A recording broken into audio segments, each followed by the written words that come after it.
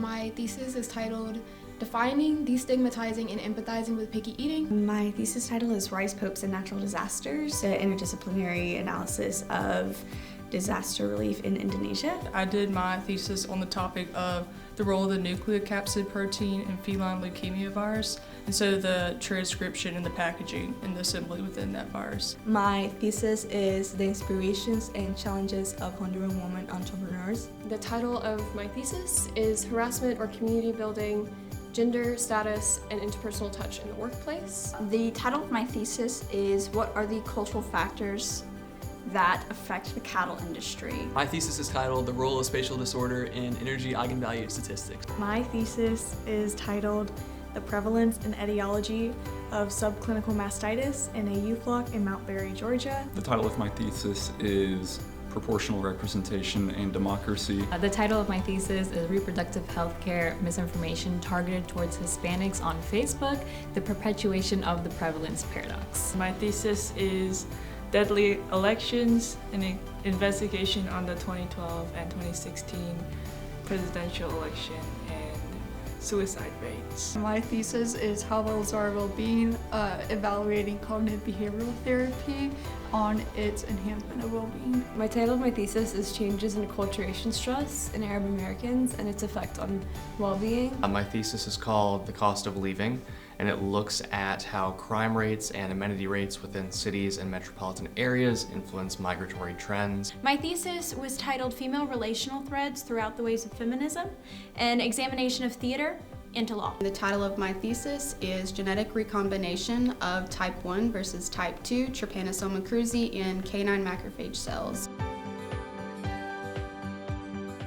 I thought that my thesis would be more of a cookbook, but then as I began doing interviews, one of my professors who told me that people are picky because they have the privilege to be picky, and I thought that that was a really odd way to approach picky eating, and I wondered why the attitude towards picky eating was so different than the attitudes towards other sorts of disordered eating. At my thesis defense, I invited both Rofin and Dr. Heller, which are like really big mentors of mine, and then also some of my teammates, friends, and it was just like very conversational and very fun to be able to just like sit in the conference room with a lot of people who cared about me and just answer questions about a project I had been working on for over a year. Yeah, so I think research is like this big puzzle, and so there's a lot of little pieces that go together.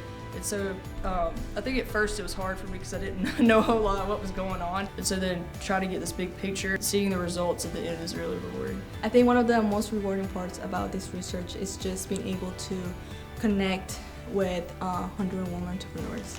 I think their personal stories has helped me as an entrepreneur too, just to have more like background and like experience of how to run a business and also how to thrive in such an economy that's really difficult in Honduras. It's the actual collection of data and things like that can be kind of tedious at times, kind of difficult, but it all pays off in the end when you get those results and you can see the story that they paint. So when you're in the thick of it, you're not, I guess, noticing how much you have accomplished. So when you can finally look back, then you go, oh, look at all this stuff I've done, look how much I've learned. It's just kind of rewarding to look back and take a step back and be like, yeah, I wrote that thing, and just kind of reflecting on the whole experience from last semester and then up until this point in this semester of like just being willing to embrace the adversity of that research. The most rewarding part for my thesis project was getting to see my completed thesis and being like, wow, I did that,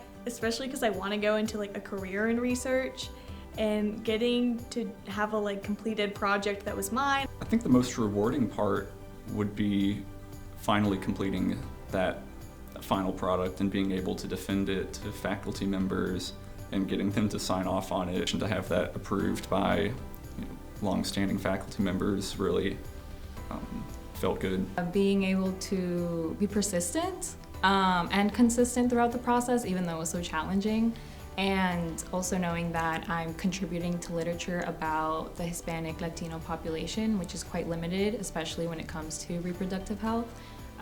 So knowing that overall I was contributing to a larger purpose. I think this project represented kind of the climax of my journey in the economics major.